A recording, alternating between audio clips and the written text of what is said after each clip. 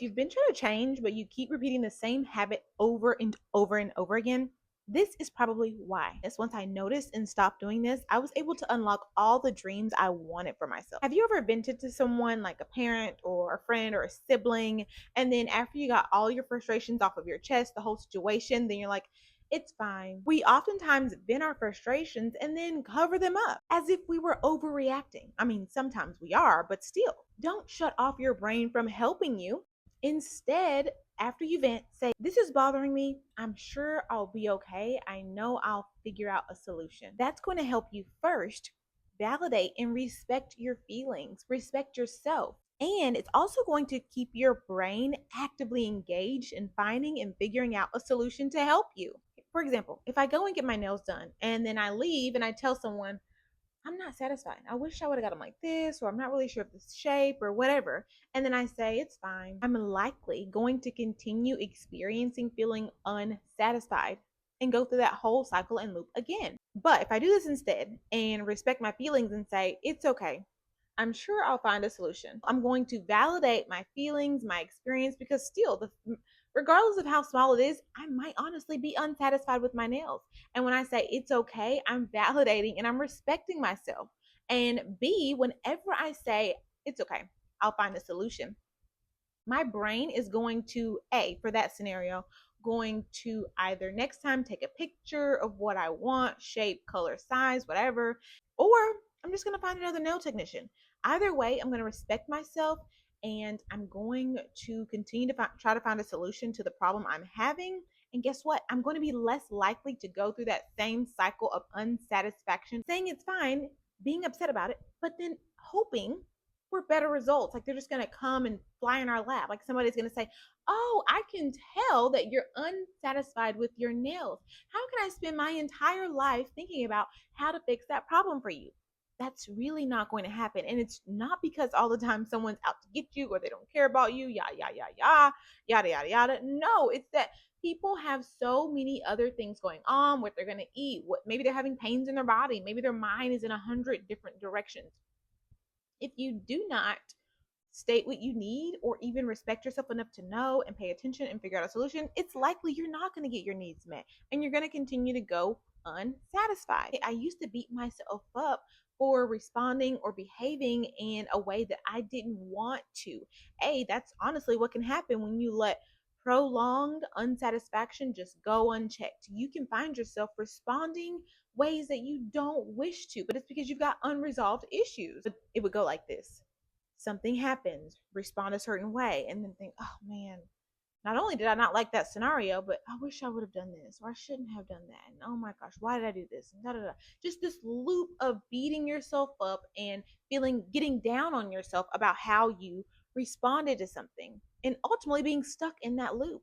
No one teaches us this, but I want to let you know you are already an incredible machine. After all, robots are designed after you, which means those things often overlooked, called emotions, are your body's built in natural indicators, like your car's gas light or oil level indicator. So chances are, if you feel angry or upset about something, respect yourself and understand that your brain or body is it's trying to tell you that something about what you're experiencing is not working for you. It's not sitting well with you. And sure, give yourself some grace because you might not respond appropriately or how you would have hoped to. The first time, that is.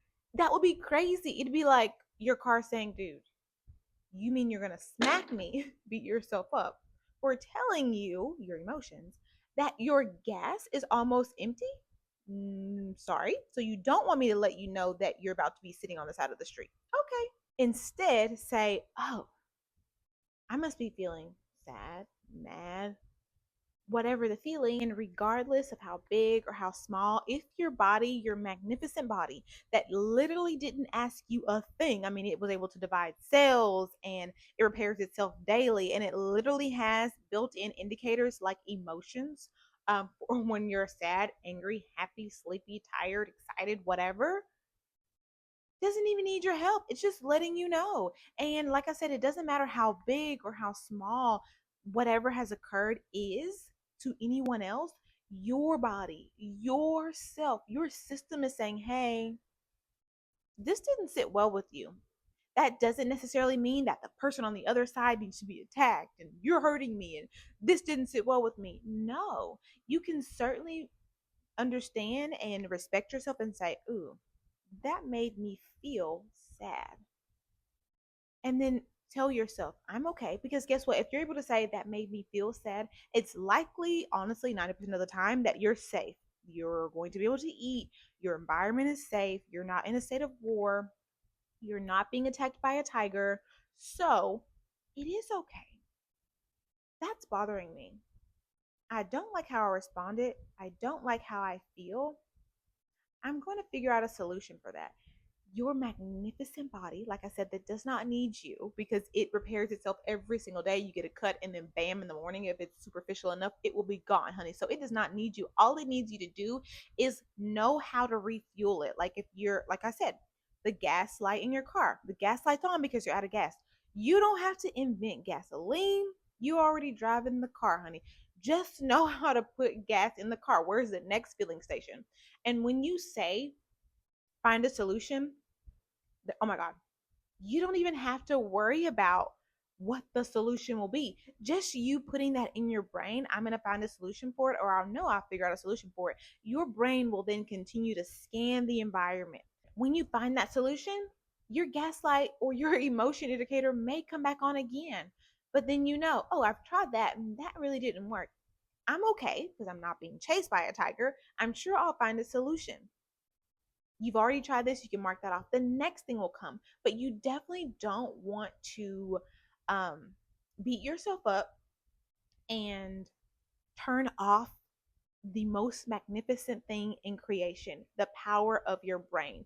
Like I said, it does not need you. And I want to drive that home so you understand that you don't have to do it all. You don't have to be like, oh my God, this is frustrating me and this made me feel this way. And now I've got to figure out what to do about it.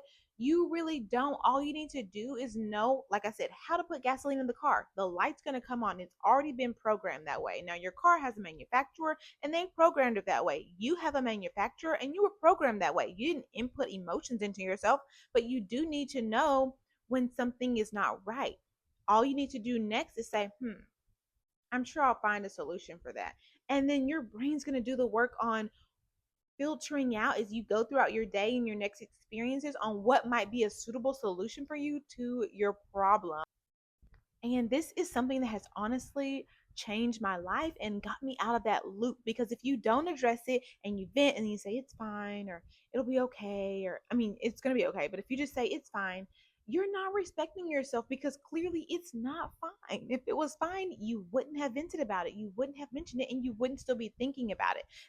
The solutions that I gave you today have definitely got me out of that loop, because if you don't address it, if you don't tell yourself, you know what, that bothered me, vent about it, respect yourself enough to say, you know, it's okay, I will find a solution to this, you're going to experience that same loop of dissatisfaction over and over and over again. And sadly, if you don't address it, it's going to become worse. Your response to it's going to become worse because you're probably going to grow fatigued of feeling unsatisfied. And when I say that, I just want you to know that it's better to address the problem than to just let it keep going and going and going. It's like getting a cut on your hand and not simply putting Neosporin on it or simply just washing it off and watching it. If you just say, oh, I got a cut, it's fine. Like, sure, it's fine now. But if you don't address that cut, honey, it can definitely get worse. You can definitely end up in the ER and then in a hospital bed at whatever age you are getting IV antibiotics. I mean, this is speaking from a registered nurse here. Okay. So I just want you to know there is a way out of that loop. There is a way to better, and you're going to have to do this if you want more success in your life, money, personally, financially. And you most certainly can. Cheers to you and your success. I am so happy for you because I know you're on your way. You already have every single thing that you need. Don't forget to visit my website, notanotherperfectmom.com. Scroll way down to the bottom. There's a submission form there if you're interested in a complimentary consultation. Until next time, bye.